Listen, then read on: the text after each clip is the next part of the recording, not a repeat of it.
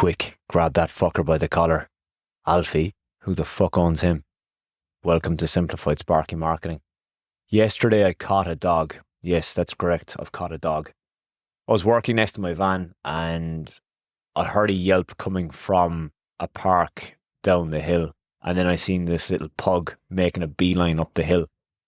So I seen him running towards me and I presumed that the owner didn't just let him off the leash. So kind of waited as he ran towards me, gave him a little bit of a sidestep, mugged him off, and then grabbed him in a headlock.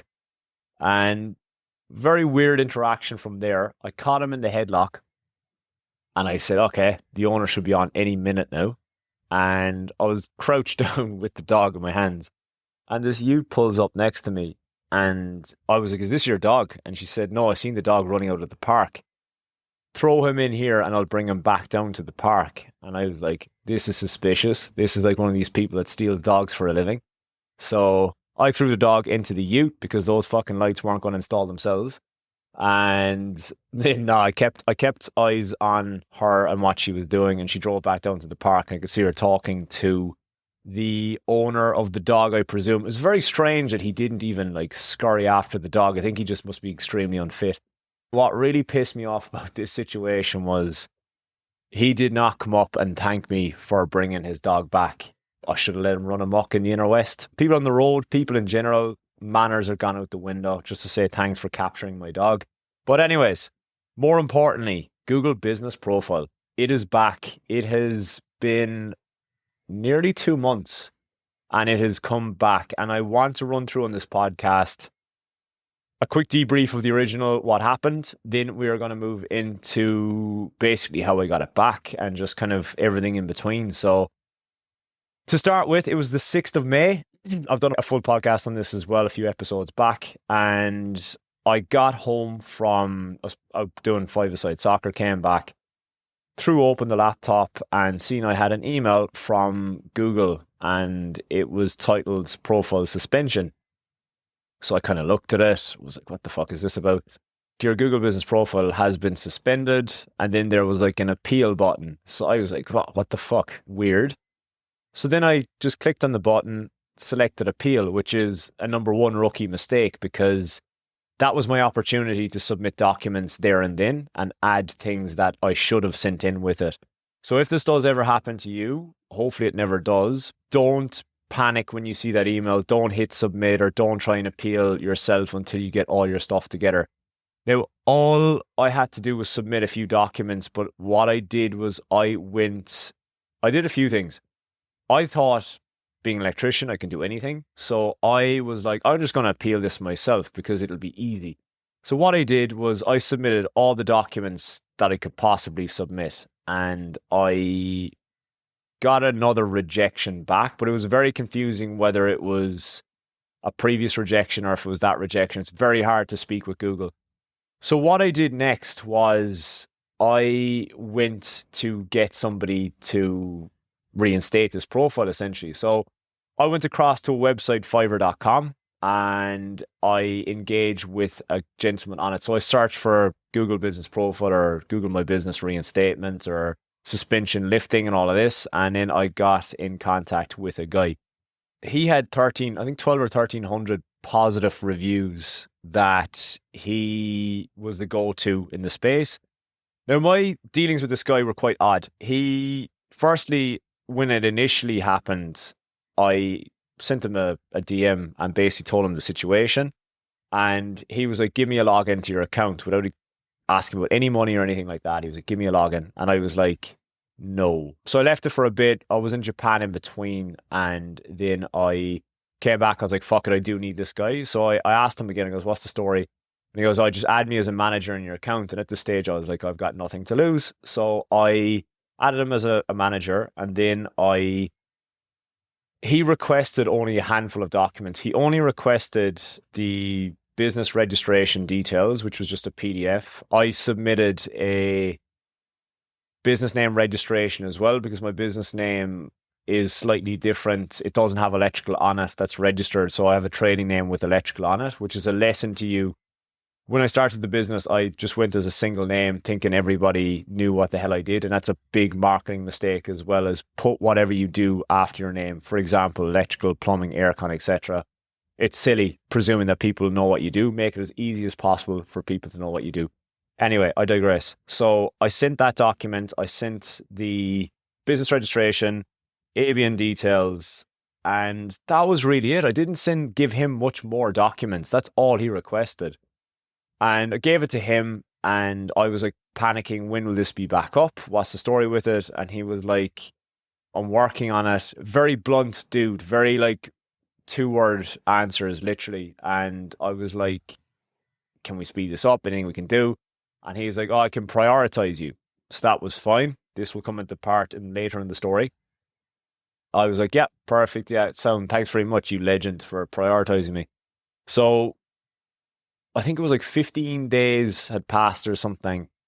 And I said, what's any more updates and stuff? And the weird thing was, he had received emails, but I hadn't. He sent me a screenshot of an email saying, he said it's in a certain stage now.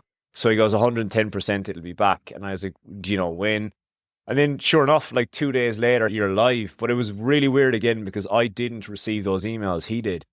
Now, this is my theory behind it all, is I feel like that guy's got someone on the inside that he was able to speak directly to, or just speed the process up.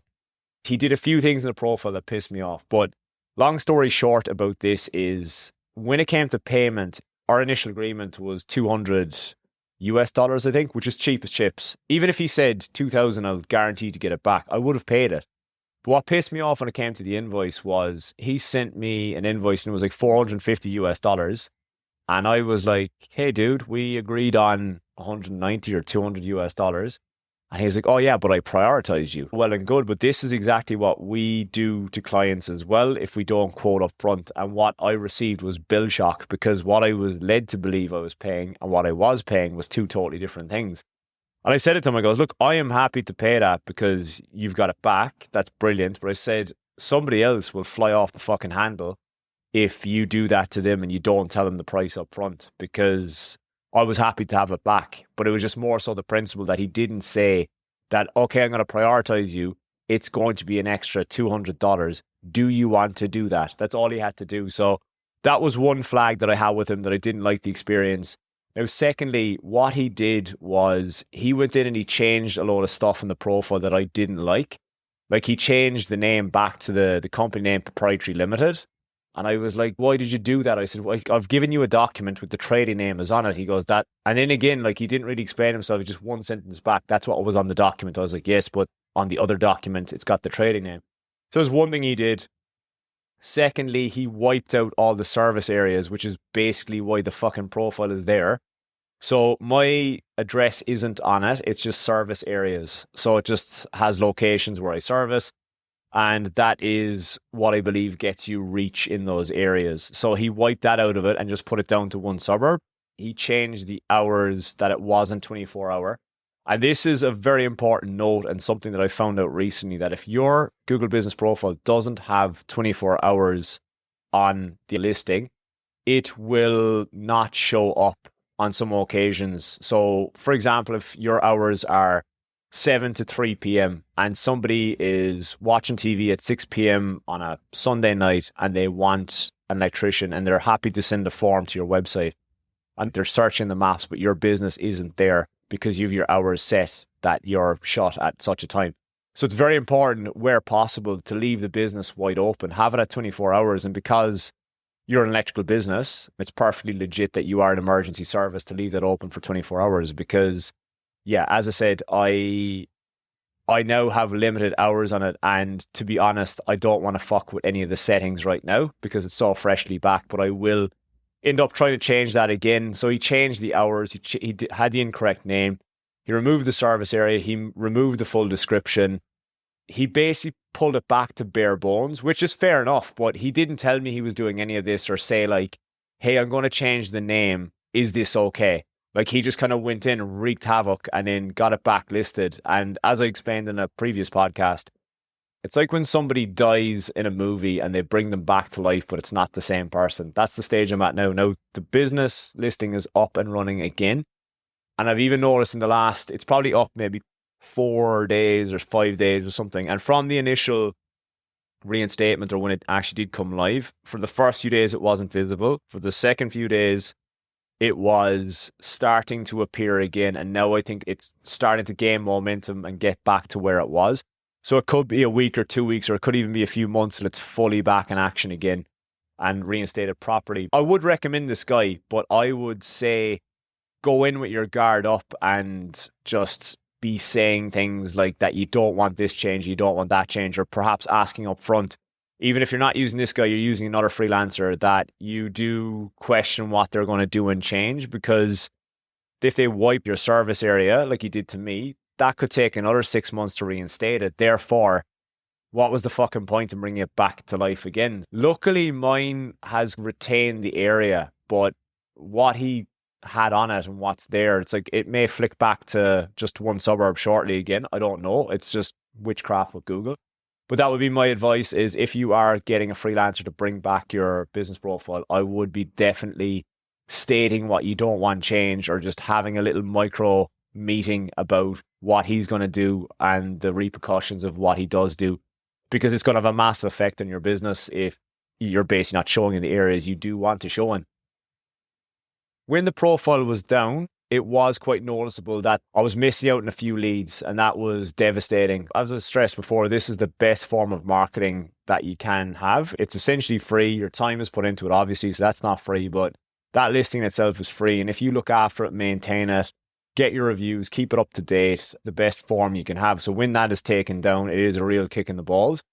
But it's something that I've learned as well, is if you want to change your address on the listing, or if you want to change something, don't try and take the piss. Don't do something that is a bit sketchy and untrue, because you could get pulled down like I am. And now I'm on the ladder again, just trying to climb that back up or get that ranking again. It's after getting very strict, I've noticed. Before, you could make a change in your profile and it would change almost immediately, like hours or description or service areas, it would immediately appear. But now it's like it has to go through a little system that I feel like the security is up more. I think just because of AI and spam, a lot of guard is up. So always be cautious if you are making changes to your profile, in particular the address. It could really, really fuck you up.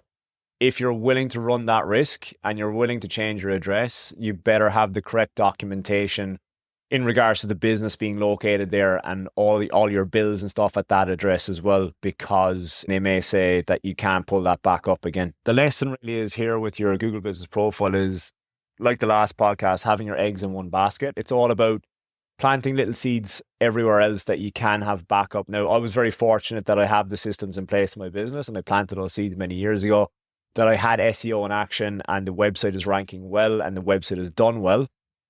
And that was bringing in leads, and also just email nurturing that existing clients were coming back again.